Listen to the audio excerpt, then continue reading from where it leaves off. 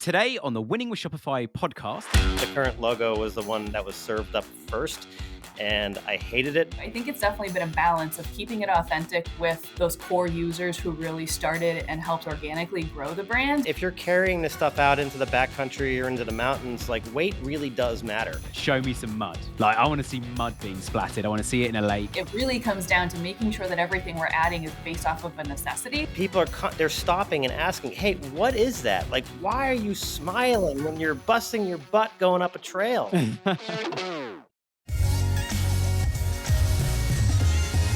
Hello and welcome to another episode of the Winning with Shopify podcast. If you've never tuned in before, my name's Nick and you're going to get very bored of my voice if you hit that subscribe button. If you're listening and haven't subscribed though, you are in the 80 to 90% of our viewers on YouTube and some of the other channels as well, but YouTube especially. Please hit that subscribe button. It really helps us out. If you haven't already, check out the Growth Hub, our community. And one thing I'm flagging more and more because we're doing more and more with it, and there's a lovely new design on it that Seguno have created for us as well, is join our newsletter. We're sending out offers and a whole range of other bits of info, bits of news and other stuff. And you might even see some podcast content or might have seen some already along a similar thread. So make sure you sign up and get involved with us. On my notes today, we've got an amazing brand. I've actually met these guys before. One of them is part of our community. The products are incredible and I'm very excited to hear a little bit more. They're called Hyperlite Mountain Gear and we're delighted to be joined by not one but two guests, Mike, who's the founder, and Jackie, who is marketing director. So without further ado, we're going to start with you, Mike. Welcome to the show. How are you? I'm great. Thank you for having me. It's great to be here. Well, it's a pleasure to have you on. And if anyone's not watching on video, Mike, you have some products behind you as well. I might get you to grab some a bit later and show us some of the bits and pieces while we're talking about them. But just before that, you are the founder. I mean, just give us a quick overview to your background. How long have you been running this business? Why did you start it in the first place? Yeah, great.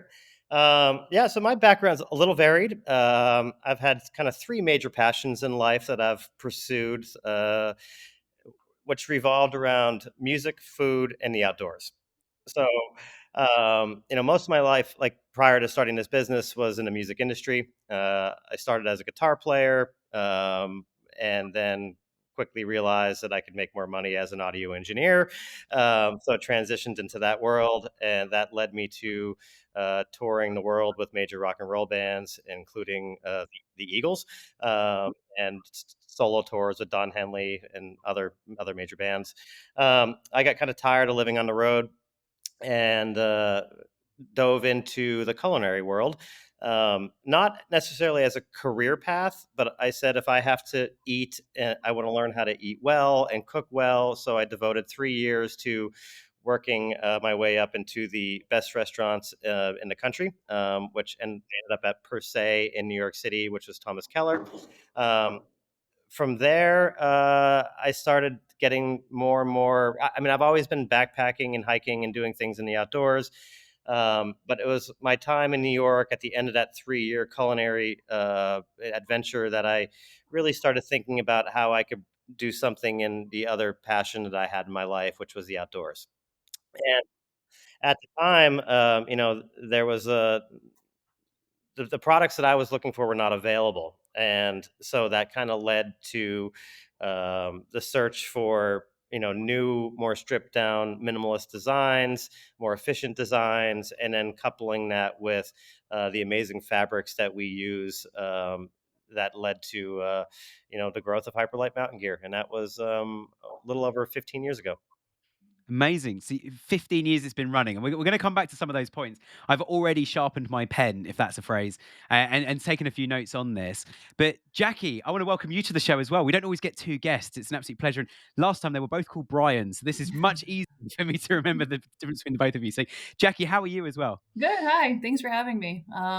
Jackie Burlage. I'm at Hyperlite Mountain Gear. I lead the e-com team, marketing, and sales. So it's great to be here too with Mike.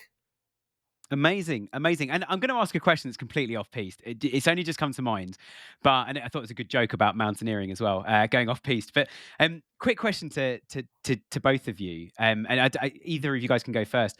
Obviously, Mike, you're the founder. It's based on the story you've just told us, and it's very much initially around yourself. How does it work for someone like yourself then, Jackie, who's come in and obviously got your own ideas, you want to grow things your own way? How do you guys manage like everything from the dynamic to processes to bringing some of Mike's ideas and dreams to fruition? I know as a founder saying to my team, hey, let's do this. And they're like, what on earth does that mean? And you have to kind of explain. But how do you guys manage that? How does that kind of communication happen? Yeah, I think it's been great. I think it's a lot of balance and I think a lot of open communication. My background isn't as exciting as Mike's. I was definitely more from like the traditional brand side. So I have more like the business side with retail and consumer facing brands. I was at Timberland for a while and I worked at VF with Vans, North Face, and Timberland as well. So I think definitely having more of that process and bigger business mindset on growth, which balancing that with how fast and how nimble and how flexible and how open we can be at Hyperlite Mountain Gear, I think is great. I think it's a really good collaboration and balance of taking some ideas, but then also being able to kind of really make it our own and do what's right for our brand. Amazing, amazing. I love that as well because I think I mean the first thing you said is it's been great, and I think earlier in my career when I started hiring people, actually understanding the cultural dynamics and things that happen within a team. I mean, in hindsight, spoiler alert, we're going to ask a question that kind of similar to this later. But if I started it again, like completely different set of hiring decisions. But then it's like, would I have the knowledge I have today when I started it again? That's always the thing of the journey is really, really important. But Mike, I'm going to come back to you. Let's talk about Hyperlight Mountain Gear in a bit more detail then. So that was the inspiration behind it, but I've got in my notes there was a real gap in the market that you wanted to fill, and obviously the word hyperlight is a really important part around the materials that you guys do, and Mountain Gear kind of says what the product is it delivers. What was the gap in the market that you specifically saw, and how have you managed that over the last 15 years as things have grown and developed? Sure.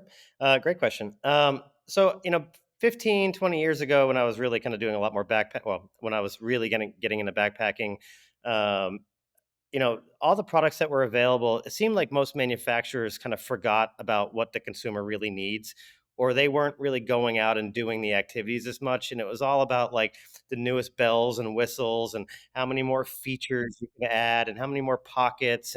And so, I quickly realized, shopping for packs 20, 25 years ago that, you know, everything was overbuilt.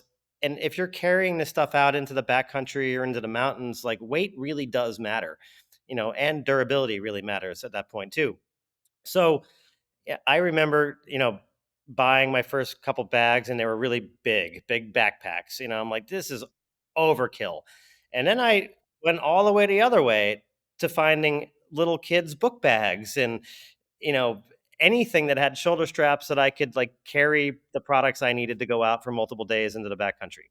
And that really kind of led to, a true understanding of what is required and needed out there.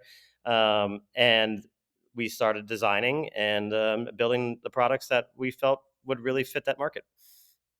I love that. And I'm going to ask a quick sub question, and this might actually be more directed at yourself, Jackie. I think kind of on the ground with marketing then is given the movement into influencer marketing and influencers using stuff, how much do you think that's changed for both big brands and small brands like you guys? I don't want to say small, sorry, but very nimble, like you said earlier, Jackie. Very nimble. We can make decisions. We can pivot quickly when something changes.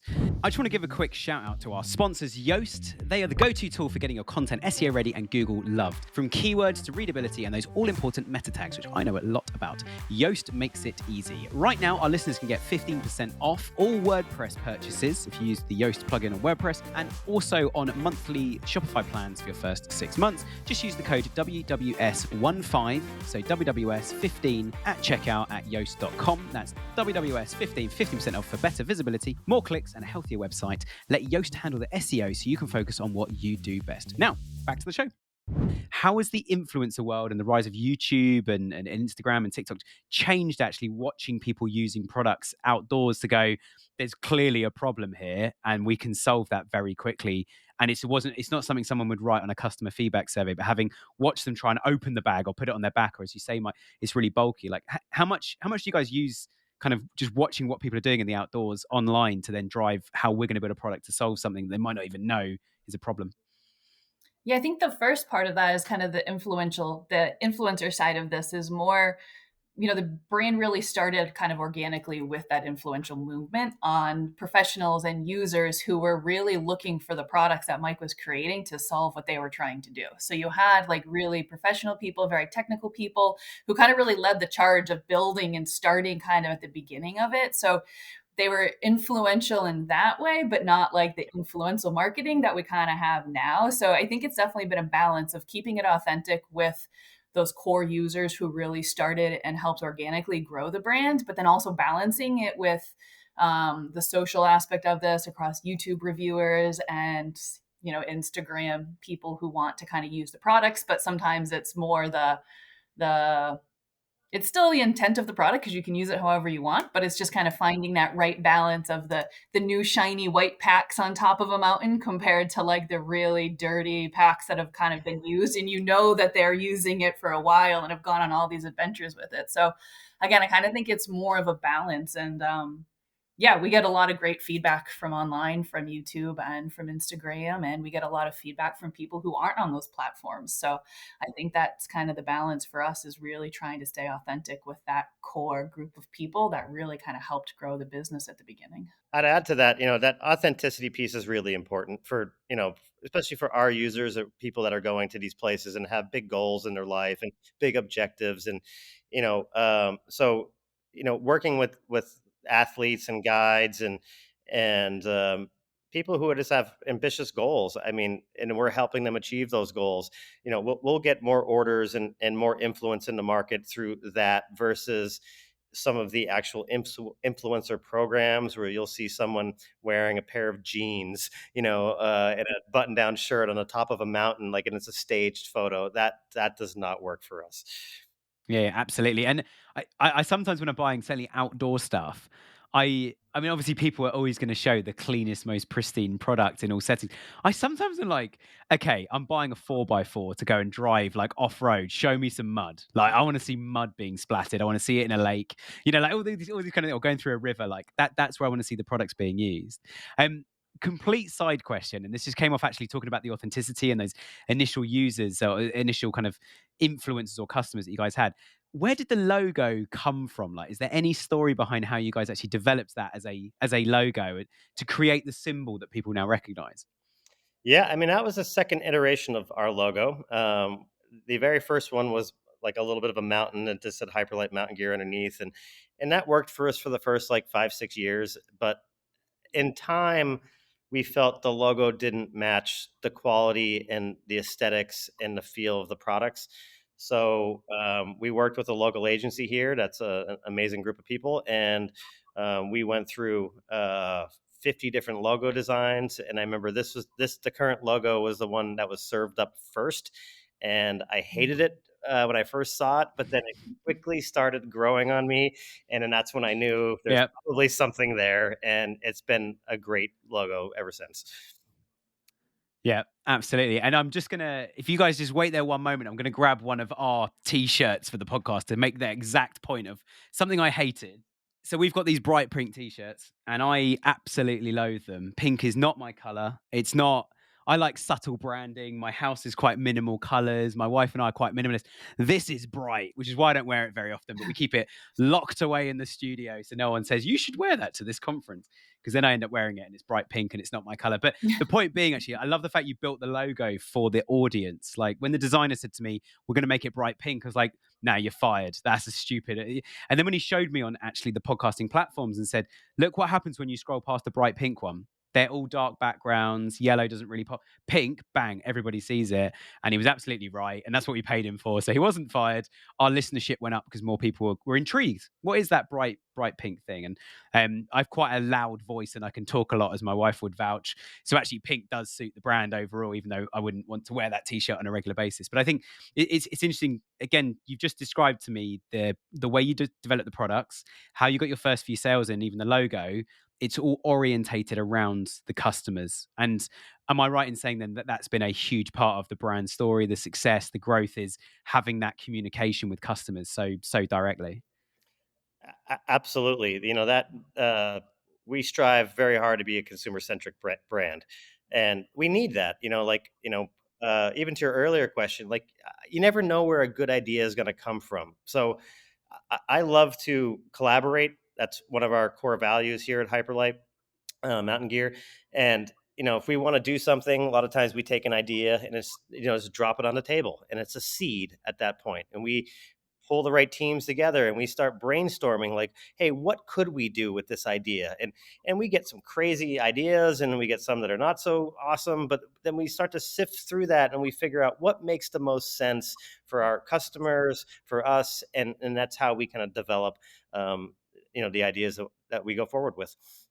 Amazing, amazing. And I mean, I've got it in my notes about an amazing question about your growth, and I feel like we've spoken quite a lot about this. But there's a second part that I really want to ask, and it's one of my favorite questions to ask. With all your growth, are there any pivotal moments that completely stand out to you guys as being like that was a game changer, or that was a day when just things changed, better or worse? But that's a day things changed. Yeah, one for me was the actual transition to the new logo. We saw, you know, significant growth through those years and several years beyond. I'd say COVID was another, a big pivotal moment when the lockdowns were happening and the only thing people could do was get outside. Um, so, I mean, that was a great time for the industry. But yeah, there's some big ones and there's so many little ones. Every day I wake up, I hear some new story of something really cool that happened, and it makes me proud to know that we were part of making those experiences happen for our users. Amazing. Yep. Yeah, yeah. Amazing, amazing. And over to your side as well, Jackie. From a marketing perspective, what have been some of the biggest strengths in the growth of the brand? Because one reason I love having you both on as well is Mike. You're looking at stuff from the cockpit and going, "What a beautiful set of scenery!" Like we've made some tough decisions, we've made some really good decisions. Like over the time, and all this has kind of changed. But you're Jackie. You're much more on the ground of like, what are we spending on Google Ads? What's Meta doing? What's SEO doing right now? Who are we acquiring?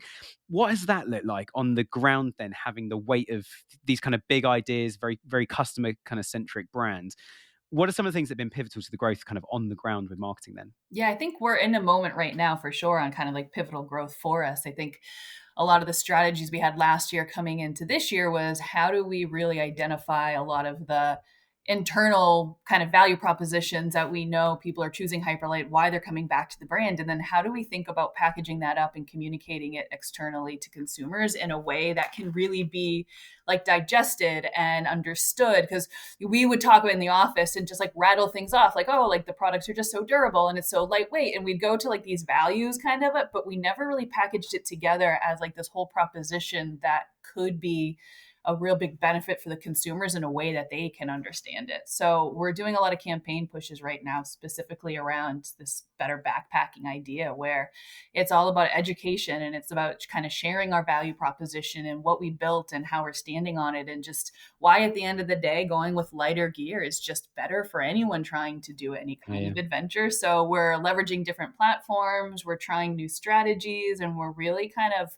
pushing how we're serving up some of these ideas to our existing consumers and to some new consumers. So Yeah, yeah. And as a fellow marketeer, I know I can almost sort of hear some of the pain in in that of going, we've got 50 reasons why this is an amazing product. Which two or three of those 50 is the best one to say to a customer to get the best conversion rate?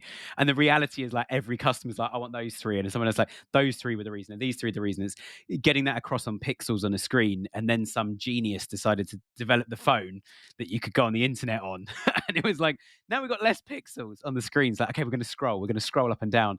But it is a real challenge, isn't it, to work out what really makes the brand tick?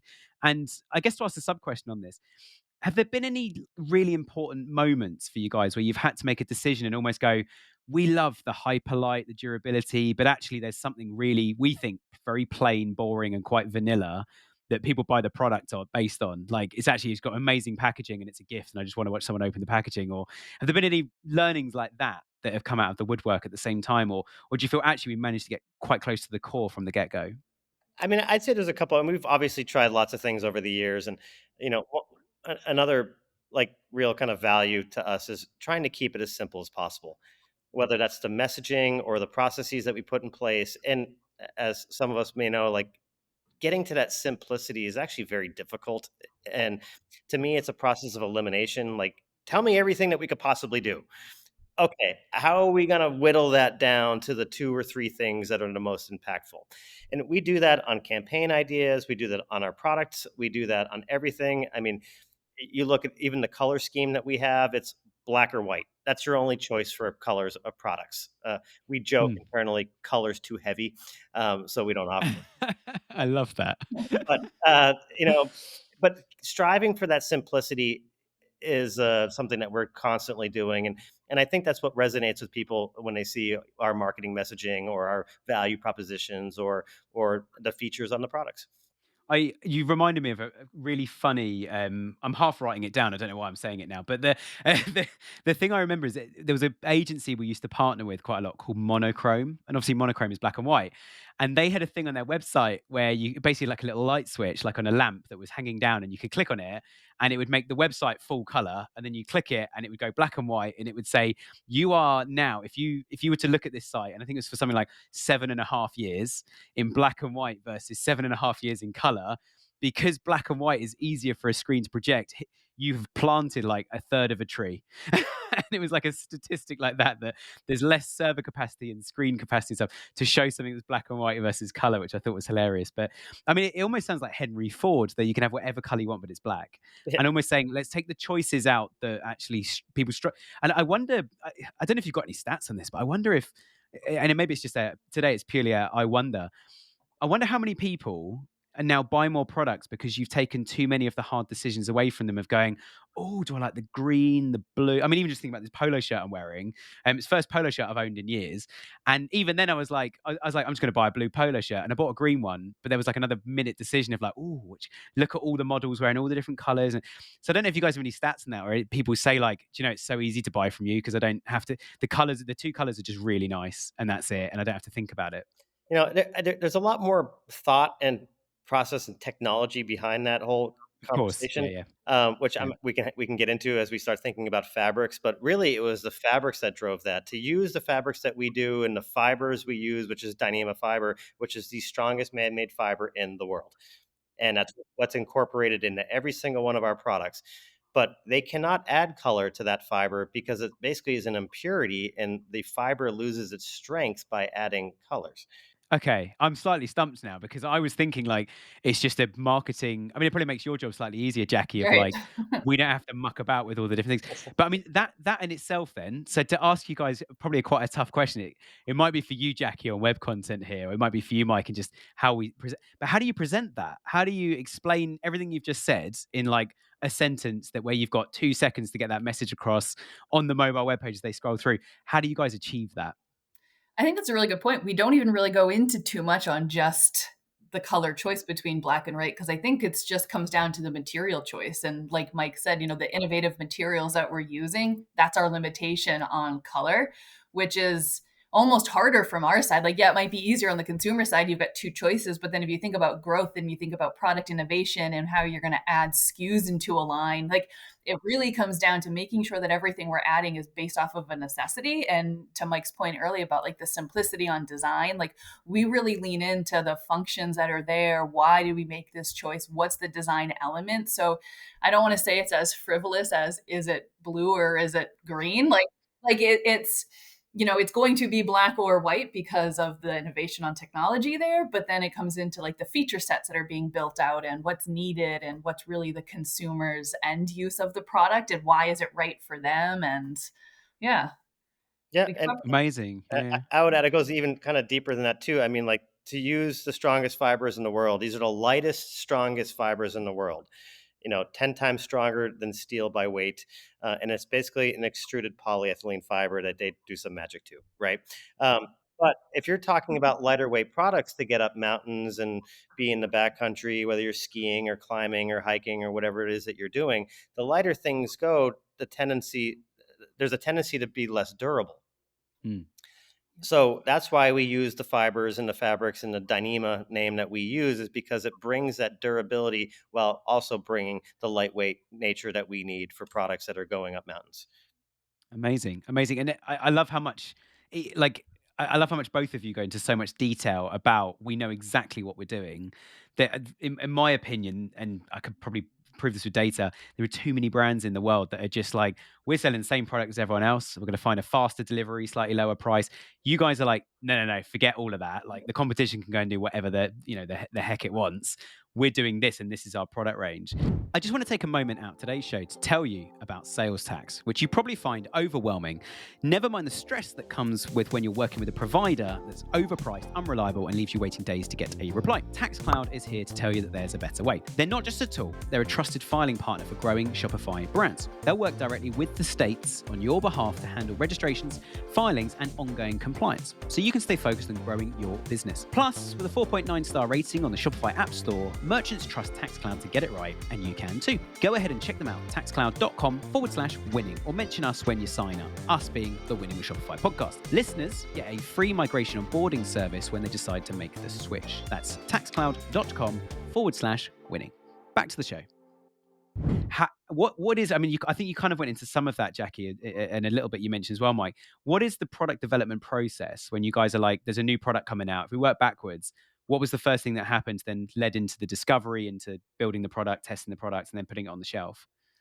Yeah, I mean, kind of necessity is like the mother of invention, right? So, I mean, we are constantly looking at opportunities for new products, and some products that we get feedback from consumers that have needs. Other products, we've designed things that we see how it could really benefit you out doing whatever it is that you're doing, and the consumer had no idea that they even needed that. And there's plenty of examples of products that we've launched that have been wildly successful that no one ever knew they needed, but then they use them and they're like, "Wow, how did I do without this?" But I mean, we're constantly striving for. I mean, this is purpose-driven equipment, so we have to understand the activities and the consumers. Once we do that, we can kind of take the idea again. We'll drop it on a table or into a room, and we start brainstorming and getting creative around it, and what could we do here to solve these problems, and how do we keep it super simple. And then I'm a big fan of going straight to rapid prototyping. I would rather take a concept and build something rude and crude that we could go use that weekend and go try it out.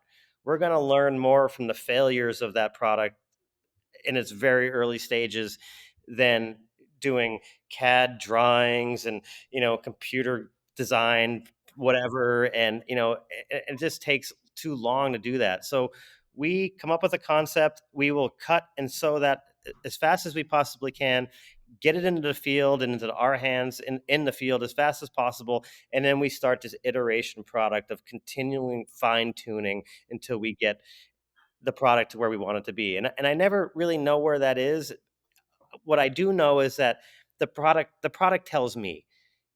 Once once we've kind of run out of things to tweak and we can't find a way to make it better, like things start getting quiet around that product idea, that's when the product is becoming ready, in my opinion. I think to like your earlier question too about the collaboration and even like working styles together coming into this, I think even what Mike's talking about is a really good example of kind of that collaboration on different styles coming together, right? Like taking what Mike said and then how do you turn that into a replicatable process that can actually like kind of bring product out in a cadence and in a calendar. We created like a timeline and a product development go to market calendar that really took a lot of those principles but made it into something that was repeatable and actionable to kind of bring product to gear. But it really always led with what is the right product at the end of the day that's going to be right for the consumer. And something that I think is really different and special about what we do at Hyperlite Mountain Gear is our entire calendar on bringing product to market is built around a testing window. So that's one area that like we'll never skimp on is like, it has 6 months, 3 months, a year worth of like real rigorous testing with the kind of users who are going to really push it and understand the elements of where they're going or the elements of design to get that kind of final product that's like definitely a Hyperlite product. Yeah. That's amazing. And there must be so many frustrations of going, this product's amazing. And we've got 11 months still to go of Right. testing before we can launch it. But also, I mean, even that testing process that you go through of taking it up a mountain, see how it performs. How much of that do you guys then use in social content, web content to tell the story of you're not just buying something that, as you say, CAD drawing sent to someone in China, Vietnam, product made, we sold it before it even hit the shelf, and you sold it off to you guys. How do you bring that story to life again then in social content, in web content, to say you're buying, this is brand new, but it's already a year old, it's tried and tested, and here's how it performed? Like, do you kind of create scores and stuff like that within the marketing? I think a really good example of that is kind of something that's happening right now in relaunching our core packs. So the core packs that Mike kind of had talked about, the Junction, Wind Rider, and Southwest, really built the brand that was started over the past 15 years. And this is the first time, on July 15th that we're relaunching these products with new materials that I'm sure Mike will dig into. But when we started this project, it was really daunting of like making sure that you're making changes that are right for the product that improve them, but not too far away from what consumers originally love about the product. So when we started thinking about this a year ago, the people who we tested with are the ones who kind of been core users of these products for the past however many years. And so we gave it to them first. And we're like, okay, like take it, really let us know what you think. Is this too far off what you love about the core packs? Like what are improvements that do need to be made, and document the whole story. So we have photos of the different iterations that they've used from a year ago. And we kind of continued the entire like product evolution story with some of the same users. So we can go back and be like, oh, that was version 1, that was version 2. And we have their feedback on like, okay, when you tweaked this, we really liked it compared to whatever the version was or the original pack. And in a lot of the launch assets we use, it's photos from them testing, it's blog posts with their quotes and their journey, and then they talking about it from their perspective. And they're really documenting the process for us. And they're also the users and the testers and a lot of kind of our, I don't want to call them like social, but social proof users at that point too. Amazing. I'm going to explain something in my world that relates, I think, perfectly to what you've just described that I think business miss a lot when they're looking at, certainly when they're looking at content for web. And the thing is, I sat down a few of our clients and said, why do you buy agencies? And one of the things that came back is it's the people and who's referred me. And then the obvious thing, which kind of trumps both of those, is the result. But actually, I could even get a good result if I didn't like the people, I probably still wouldn't work with them, or if no one had said or no one had endorsed them. So I took that referral thing to think, how do you feel referred without Bob telling Dave to phone Nick? Like, how do you make that happen or make them feel like that? And the answer is case studies, which in your world is customer reviews Yep. and customer review content. And customer reviews, which is what you've created in a kind of nice little lab environment with those specific customers about the products and the development, use that as the story. The amount of brands, and we see this in A/B tests, that have reviews from customers, they have emails from customers, they have blogs happening, they have Reddit threads going on, they have Facebook groups, they have Instagram comments, and they're all happening in silo, and not one person internally is grabbing all of that and saying, hey, you've landed on our website because you like the look of this product, you're a potential customer, people love this, look at the journey we've been on, there's a community and all this sort of stuff. And we did an A/B test. I've probably mentioned it 1,000 times in the podcast already, so I won't go into the detail, but we did an A/B test and basically just went, rather than saying we're rated excellent on Trustpilot, here are some of the actual reviews from customers, Yep. presented them a bit more, and revenue pretty much doubled across the whole site. And we've had that happen more than 5 times now. And we're talking just in the last sort of 9 months alone of test. It's that powerful. So I love what you've just described of just by doing that exercise. Yeah, there's some really cool Instagram posts and some TikTok posts up, but actually the blog post is saying, here's how we've developed this product. Again, it comes with the challenge of there's only so many pixels on the screen. But that's where I think, like you were saying earlier, I think you mentioned it, Mike, of like, we've got all this information. How do we drill it down and keep it simple? And it's just like 5 people took this backpack out. It broke for 4 of them. So we've changed the material as an example of something that might have come out. But Mike, tell us about what you've just mentioned, Jackie. Tell us, Mike, about the new material as well. Like, how has that come about? Was that so we found an issue here and we need to find a new material? Did it come out by accident? Yeah, Tell us about that. I'd love to. I'd love to just expand 1 second on the topic we were just on too. I mean, obviously we market and social proof is hugely important, but it's really interesting. You know, there's a lot of people that still don't know who we are, and we see usually a significant increase in orders on Mondays, and that's, I think, because people are going out on the weekends and doing these activities. And the people with the Hyperlite products you're seeing are exerting less energy. They're having more fun. They can go farther. They can go faster. And when other people see that, and they see this iconic white backpack out there, people they're stopping and asking, "Hey, what is that? Like, why are you smiling when you're busting your butt going up a trail?" Like, like, and we hear that a lot, right? And then they kind of like, oh, it's a Hyperlite Mountain Gear, and so then they come into the website and they start seeing all the stuff. That's awesome. It's What a learning. it's Yeah, a yeah. really cool process. That people are like real world, seeing the results of the products out there from other people.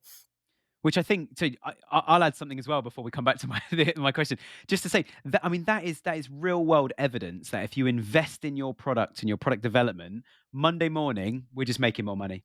It's not a we spent this on meta ads and we had a return of it. It's like Monday morning we just made more money because people are using our products. We've got the branding right, we've got the product right.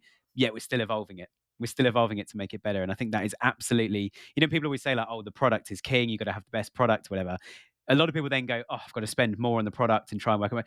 Not that at all. I think it's absolutely evidence that like it's a product that fixes a problem that lots of people have, and if anyone else sees it, they want it. And I think you've absolutely nailed it in that. So thank you. It's amazing, not even in the backcountry, but you walk through an airport with our products, and people will run after you and be like, "I have one of those," or "What is that? That's amazing!" It's Yeah, really yeah. interesting. We had a sorry, just on that, just a funny side story quickly is we had a company that had so many pictures of their t-shirts and hoodies and trousers and shoes and stuff relating to surfers, and we did a customer feedback survey. How many of you do surf? And it was like 10%. Of the 10%, like, how many of you guys have taken our products when you've gone surfing? It was like 2% of the total customer base. It was like, but when we put surfboards, people buy stuff. It's like brilliant. That's fine. But it shows there's lots of use cases for every product. Right. Sorry, so back to the question then, to the new fabrics. How did you evolve the new fabrics? Yeah. So, Yeah. we depending on whether it's a backpack or a tent, those are separate fabrics, but it's all still made by Dyneema. That is the number one fiber. Again, the strongest fiber in the world. It's an extruded polyethylene. It's basically called ultra high molecular weight polyethylene fiber. Right. You So said about keeping things simple. There, you need an acronym. yeah. It's an extruded polyethylene fiber. They found a way to align the molecules in these long form chains, which makes it unbelievably strong. It's what you see on all dock lines for major ships now, military ships. It's replacing steel cables in a lot of different industries. All bulletproof vests have gone to these kinds of fibers now instead of Kevlar. But our fabrics, we started with a tent fabric 15 years ago, and then we were like, okay, we need something a little more durable for backpacks. So we worked with Dyneema, and we, basically put a face fabric on top of these non-woven composite laminates that they were creating. And that face fabric was giving more durability to the product. And we ran with that for the last 15 years. But the technology of the Dyneema fiber was really embedded inside layers of this fabric. So over the last several years, actually, the conversations probably started about 4 years ago, but it's been 2 years of development and testing that we not only took the fibers that were embedded inside that material, but we had that fiber woven into a cloth, and which is extremely difficult to do in its own right because of how strong these fibers are. So if something got caught up in the machinery or in the weaving process, chances are it's going to break the machines. Yep. So they needed very specialized equipment and expertise to actually even weave this stuff into a woven cloth. So we then took that woven cloth and laminated it back to these non-woven composite laminates and made this huge sandwich that brings the Dyneema from the inside to the outside and vice versa. And it is just an unbelievably lightweight, very durable, very abrasion resistant, and 100% waterproof fabric. 100%. I see. I was a marketing person. I don't know if you get this, well, Jackie, but as soon as you mentioned, Mike, about statistics, it is the strongest fabric in the world. It's 100% waterproof. Suddenly, my world lights up because I'm like, there's boxes on Google Shopping I can fill out now with these bits of information. Where most people are saying like, it's a cool color, it's a good price. Whereas actually we're saying we're really hitting people's things like it's the most lightweight backpack in the world. It's the strongest backpack in the world. It's 100% waterproof. I won't say the brand because they're not anywhere near as cool as you guys, but I did buy a waterproof backpack a while ago. I filled it when I first got it for Christmas. I filled it with newspaper and I sprayed it with my jet wash in my front garden. My neighbors thought I'd gone mad, and I left it for a couple of minutes just for the drippings. I opened it and the newspaper was still dry, and it was one of those like I've never worried about putting my laptop or my MacBook in a waterproof bag before, but now I've got one. We're testing that, and I love the detail you've gone to though, and and I know we won't cover this again because I know we said it several times, but what an incredible brief then you get, Jackie, and the marketing team to go, I got so much to work with here. Like, and I basically drilling down to what are the, as I said, the most important points out of these things. But I want to finish on this last question. I mentioned this at the start. I think it's a really good question to ask is if you could go back, Mike, and start Hyperlite again, Hyperlite Mountain Gear is going to reform itself. We've rewound the clock 15 years. What would you guys change? What would you do differently? And I'd love to ask you the question afterwards as well, Jackie, from your point of view, someone who's come in and grabbed all these tools and made things happen with them. But yeah, over to you first, Mike. Yeah, I mean, I've been kind of thinking about this one for a while, and it's a question that's been asked before, and you know, there's definitely a couple learnings that I've made over the years, and especially around hiring, um, hiring the right people from the get go, or learning to let go of people when you need to in a timely fashion. Um, but when I really think back on this, to build a brand that has that level of authenticity that we have, like, I don't know if we could have done it any other way than what we're currently doing. I don't know if I would change a whole lot outside of some of the, operational things with inside the business. Um, you know, but as far as like how we design products, how we seed the products to people, how we build, how we get them into the right hands, whether you're on the top of Mount Everest or in the bottom of the Grand Canyon, you know, we the products have to go through their paces with these users, and they have to be on these adventures, and on more than one adventure, so you can start to learn that durability and that how much better this is than a competitor. So, I don't there's not a whole lot I feel like I would change around how we built Hyperlight. There's things myself as an executive that I would change, or learnings that I've had over the years, and how I could do something better, maybe speed something up. But when it comes to Hyperlight, like, I don't see a better way forward than what we've kind of done. That's amazing. I'm just going to echo something you said about the hiring bit as well. I get asked a lot by store owners, like, when should I hire my first person? Or I get people who've got 20, 50, 100 staff say, your team's amazing. Like, and it's kind of like they are amazing, but it's been hard work to get them there. Like, and to with both personnel training, my leadership, people buy into the small business owner. I mean, I'm sold. I'm sold into you, Mike. If you're hiring, I'm definitely interested. I think just the way you talk about the product, the passion behind it, the fact that we know exactly what we stand for, and where we're going. People buy into that. I Years ago I used to kind of moan and be like, "Oh, this staff member, they're just so wrong. I can't replace them." And actually, what I've learned over the years is everyone has their place in any economy, any set of jobs. And actually, just because someone I find kind of, I would say boring, not much personality. Actually, you get 10 of those in the right job, exactly where you don't want people kind of, drinking Diet Coke, wearing trainers, and having banter all the time, which is I like a level of that in the office. Actually, some environments I think about and go, I wouldn't want to, like, go into a courtroom and find that. I wouldn't want to go to my local accountant and they're all just having a bit of banter. I'm like, you're accountants. I'm expecting you to be on top of the numbers, and like focused on, very kind of focused. I want you to be smart. I want you to be in suits. Depends on what sort of accountancy you want. But I think everyone's got their environment. And I can certainly echo, I've made, I don't want to say mistakes because I used to call them that. And I don't think they are mistakes. They're absolutely learnings. And I wouldn't know what I know now unless I'd had some situations we've had to deal with over the years, which I definitely shouldn't announce on the podcast in front of thousands of people. But it's a journey, isn't it? It is, and I'd love to give you one quick example before Jackie Mm. has a moment to Yeah, answer please. this question. And this is something that we learned, or I learned over the years of running Hyperlight, and um, but we've tried hiring all these big outdoor industry marketing executives and CMOs, and and to be honest, none of them really worked. We hired Jackie originally as a director of operational integration. I wanted to tear down the walls between the departments and have more of this horizontal organization where everyone's talking no matter what department you're in. And we then promoted Jackie. She did such a great job. We promoted her to the director of the marketing department. And I think that was interesting because, we trusted someone who didn't have this playbook of how you do it. And I found we're trying to differentiate ourselves from the rest of the outdoor industry. So by bringing in the seasoned outdoor industry marketing executives, That's a good all we point. were doing was Mm. just looking like everybody else.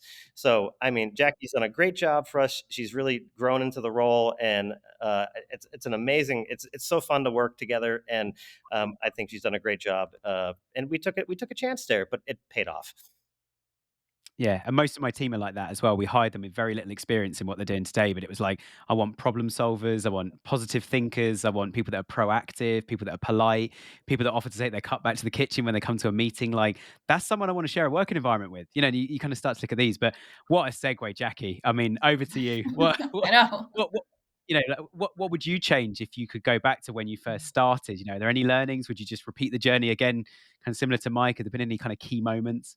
I think repeat the journey again. I don't think there's any real I think everything had to happen the way it happened in order to get to where we are now, which seems probably like a lame response, but I It's a feel like fantastic response. But Yeah, yeah. you I feel can't like to force answer it on your our customers. Yeah. you can't. No, but Mm. I feel like to answer that question, I think in a few years it's going to be where we are right now, because just even how fast looking at Shopify and what's happening on kind of like the AI front and different things that are happening within our specific Shopify platform, there's a lot of things that we're testing and we're trying, and there's new technologies coming out every day, and it's changing so fast that I think in a few years we'll look back to this time and kind of be like, ooh, I wish I knew that that was the right tech stack that we needed to kind of get to this growth. And I wish this personalization or this A and B testing, or you know what I mean? Like, I think that there's just so much happening right now that we're trying and we're testing and we're dabbling, that once we figure out the right way, it's just going to kind of really propel growth.